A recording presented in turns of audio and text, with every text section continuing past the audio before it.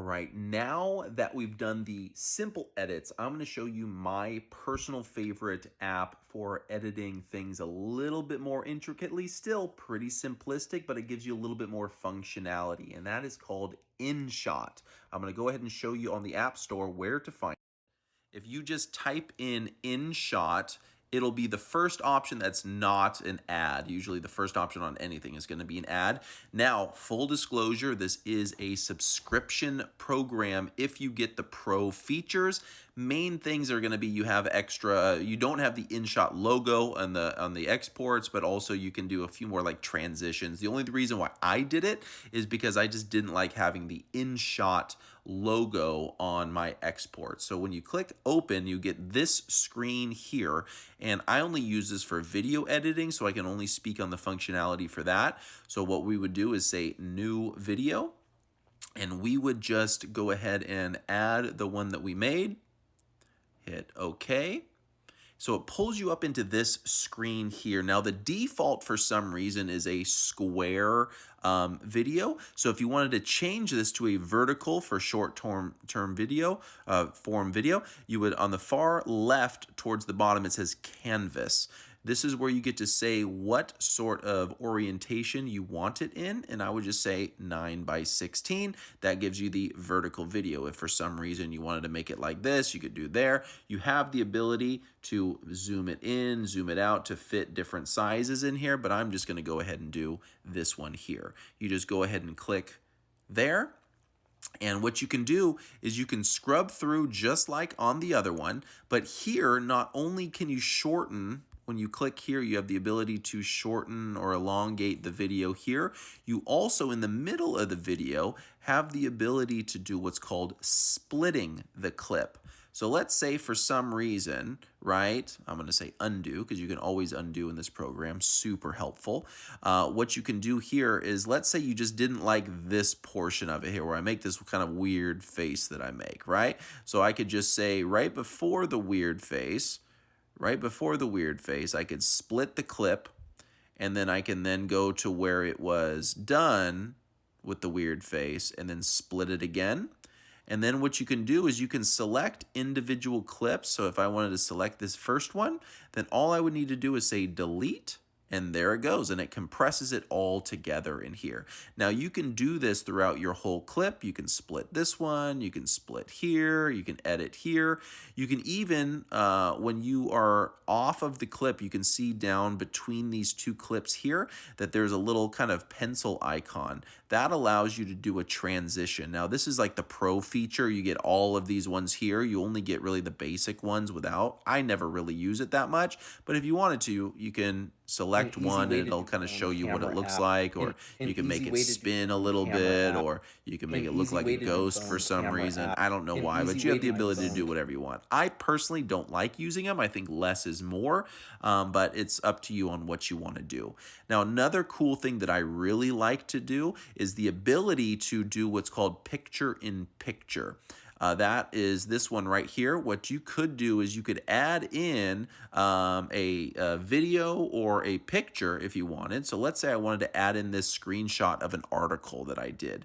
You can add this over the top, and you can make it smaller, you can make it bigger, and you can set the duration. Let's say I only wanted it to show up for a certain period of time right at this point right here. So I could play it. Let's see what it looks like.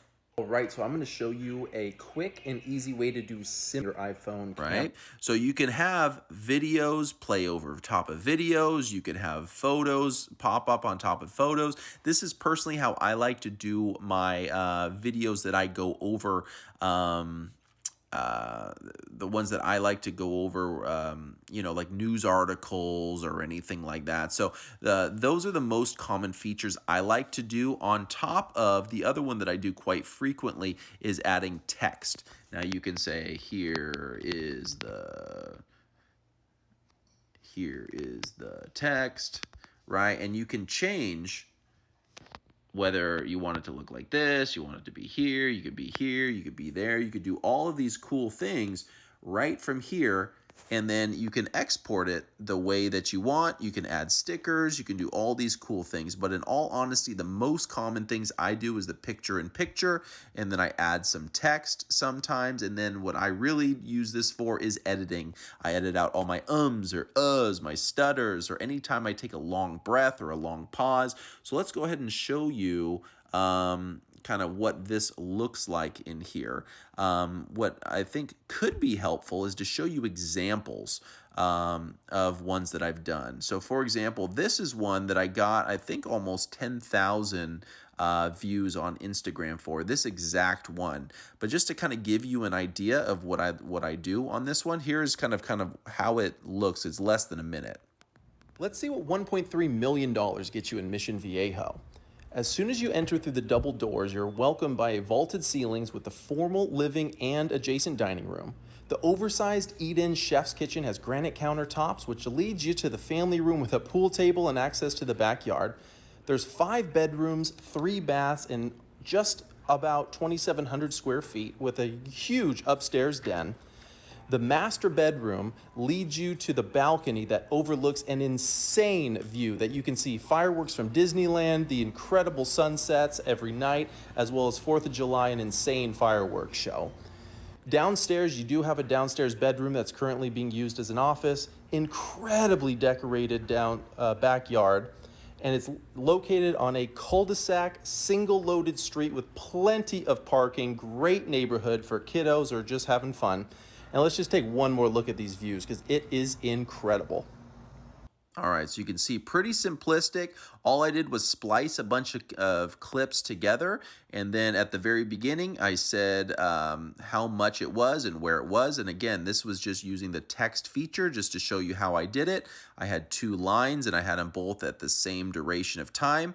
And all I did was I spliced the clips together. The only thing I didn't show you how to do before that I did on this one was I put in, for some reason, it is, I believe it's under music, actually, now that I think about it, is I just did a recording of my voice. And all I did is I first edited all the clips, put all the clips together, then all I did was I basically read the description on the MLS of what it says, but I did the best that I could to line up all the pertinent details with the assorted clips in here. So I didn't talk about the bedroom when I was in the kitchen or anything like that. So that's really all I did with this. It does take a little bit of time getting used to, but again, my most popular features that I like to do is I like to just splice the clips together.